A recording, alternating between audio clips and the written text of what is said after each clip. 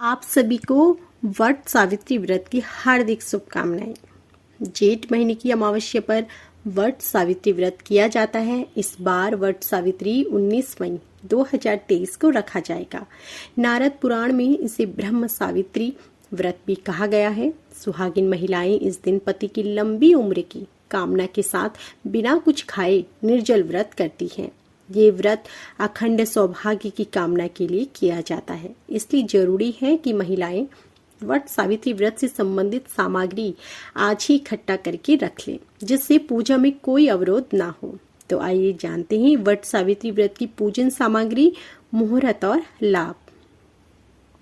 पंचांग के अनुसार ज्येष्ठ माह की अमावस्या तिथि 18 मई 2023 को रात 9:42 पर शुरू होगी और वहीं इसका समापन 19 मई 2023 को रात 9:22 पर होगा। उदया तिथि के अनुसार ये व्रत 19 मई को रखा जाएगा। वहीं चर सामान्य मुहूर्त रहेगा 5:28 से 7:11 तक। लाभ उन्नति मुहूर्त रहेगा 7:11 से 8:53 तक। शुभ मुहूर्त रहेगा 12:18 से 2 बजे तक। 3 दिन पहले से ही वट सावित्री व्रत की शुरुआत हो जाती है। जी हाँ, पौराणिक मान्यताओं के अनुसार देवी सावित्री ने पति सत्यवान की प्राणों की रक्षा के लिए लगातार 3 दिन व्रत रखा था। यही वजह है कि कुछ जगह वट सावित्री व्रत ज्येष्ठ महीने की पूर्णिमा या अमावस्या के 3 दिन पहले से ही शुरू हो जाता है। यह व्रत त्रयोदशी से शुरू होता है और अमावस्या के दिन समाप्त होता है। इस दिन बरगद के पेड़ की पूजा और परिक्रमा कर सौभाग्य की कामना की जाती है।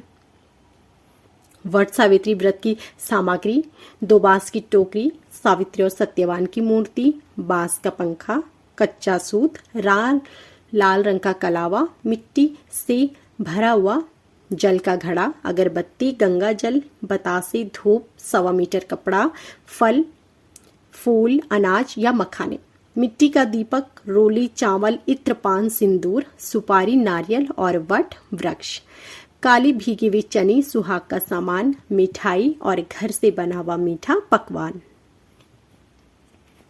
विवाहित महिलाओं के बीच अत्यधिक प्रचलित ज्येष्ठ कृष्ण अमावस्या के दिन आने वाली सावित्री व्रत की कथा इस प्रकार है। भद्र देश के एक राजा थे जिनका नाम अशुपति था। भद्र देश के राजा अशुपति की कोई संतान न थी। उन्होंने संतान की प्राप्ति के लिए मंत्रोच्चारण के साथ प्रतिदिन 1 लाख आहुतियां दी। 18 वर्षों तक यह क्रम जारी रहा। इसके बाद सावित्री देवी ने प्रकट होकर वर दिया कि हे राजन, तुझे एक तेजस्वी कन्या पैदा होगी। सावित्री देवी की कृपा से जन्म लेने के कारण कन्या का नाम सावित्री रखा गया। कन्या बड़ी होकर बेहद रूपवान हुई। योग्य वर न मिलने की वजह से सावित्री के पिता दुखी थे। उन्होंने कन्या को स्वयं वर तलाशने भेजा। सावित्री तपोवन में भटकने लगी। वहां साल्व देश के राजा रहते थे। क्योंकि उनका राज्य किसी ने छीन लिया था, उनके पुत्र सत्यवान को देखकर सावित्री ने पति के रूप में उनका वरण किया। ऋषि राज नारद को जब यह बात पता चली तो वह राजा अशुपति के पास पहुंचे और कहा कि हे राजन, यह आप क्या कर रहे हैं? सत्यवान गुणवान है, धर्मात्मा है और बलवान भी है, पर उसकी आयु बहुत छोटी है। वह अल्प आयु है, 1 वर्ष के बाद ही उसकी मृत्यु हो जाएगी। ऋषिराज नारद की बात सुनकर राजा अशुपति घोर चिंता में डूब गए। सावित्री ने उनसे कारण पूछा तो राजा ने कहा, पुत्री, तुमने जिस राजकुमार को अपने वर के रूप में चुना है वह अल्प आयु है।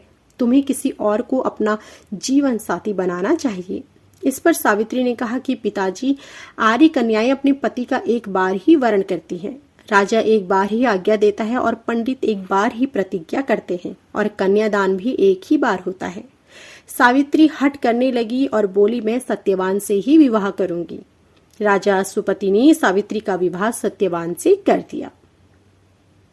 सावित्री अपने ससुराल पहुंचते ही सास ससुर की सेवा में लग गई। समय बीतता चला गया। नारद मुनि ने सावित्री को पहले ही सत्यवान की मृत्यु के दिन के बारे में बता दिया था। वह दिन जैसे जैसे करीब आने लगा, सावित्री अधीर होने लगी। उन्होंने 3 दिन पहले से ही उपवास शुरू कर दिया। नारद मुनि द्वारा कथित निश्चित तिथि पर पितरों का पूजन किया। हर दिन की तरह सत्यवान उस दिन भी लकड़ी काटने जंगल चले गए। साथ में सावित्री भी गई। जंगल में पहुंचकर सत्यवान लकड़ी काटने के लिए पेड़ पर चढ़ गया। तभी उसके सिर में तेज दर्द होने लगा। दर्द से व्याकुल सत्यवान पेड़ से नीचे उतर गए। सावित्री अपना भविष्य समझ गई। सत्यवान के सिर को गोद में रखकर सावित्री सत्यवान का सिर सहलाने लगी। तभी वहां यमराज आते दिखे। यमराज अपने साथ सत्यवान को ले जाने आए थे। सावित्री भी उनके पीछे पीछे चल पड़ी। यमराज ने सावित्री को समझाने की कोशिश की कि यह विधि का विधान है, लेकिन सावित्री नहीं मानी। सावित्री की निष्ठा और पति परायणता को देखकर यमराज ने सावित्री से कहा कि हे देवी, तुम धन्य हो, तुम मुझसे कोई भी वरदान मांगो। सावित्री ने कहा कि मेरे सास ससुर वनवासी और अंधे हैं, उन्हें आप दिव्य ज्योति प्रदान करें। यमराज ने कहा ऐसा ही होगा, जाओ अब लौट जाओ। लेकिन सावित्री अपने पति सत्यवान के पीछे पीछे चलती रही।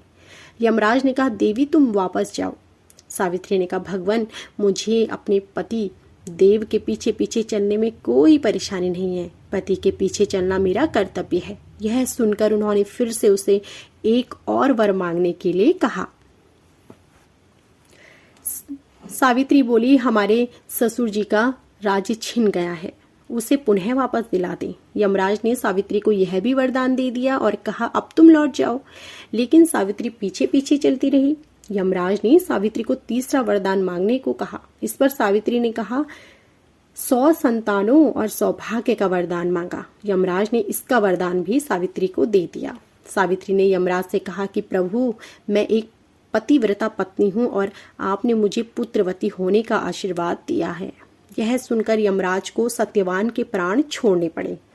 यमराज अंतर्ध्यान हो गए और सावित्री उसी वट वृक्ष के पास आ गई जहां उसके पति का मृत शरीर पड़ा था। सत्यवान जीवित हो गया और दोनों खुशी खुशी अपने राज्य की ओर चल पड़े।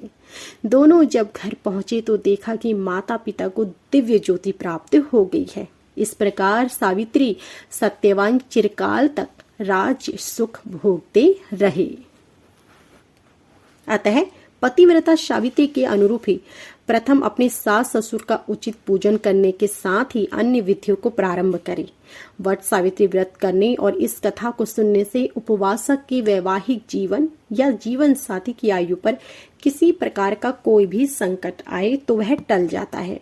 जो लोग पहली बार वट सावित्री व्रत कर रहे हैं उनके लिए कपड़े का बना वर वधू का जोड़ा होना चाहिए। वट सावित्री व्रत के लाभ। मान्यता है कि जो स्त्रियां सावित्री व्रत करती हैं वे पुत्र पौत्र धन प्राप्त कर चिरकाल तक पृथ्वी पर सब सुख भोग कर पति के साथ ब्रह्मलोक में स्थान पाती हैं। यह व्रत सुहागिनों के लिए सौभाग्यवर्धक, पाप हारक, दुख प्रणाशक माना गया है। इसका फल करवा चौथ के व्रत के रखने के समान ही प्राप्त होता है।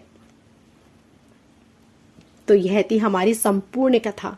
आशा करती हूँ कि आपको हमारी यह कथा पसंद आई होगी। यदि आपको हमारी यह कथा और जानकारी पसंद आई हो तो हमारी वीडियो को लाइक करना ना भूलें। आप सभी का धन्यवाद।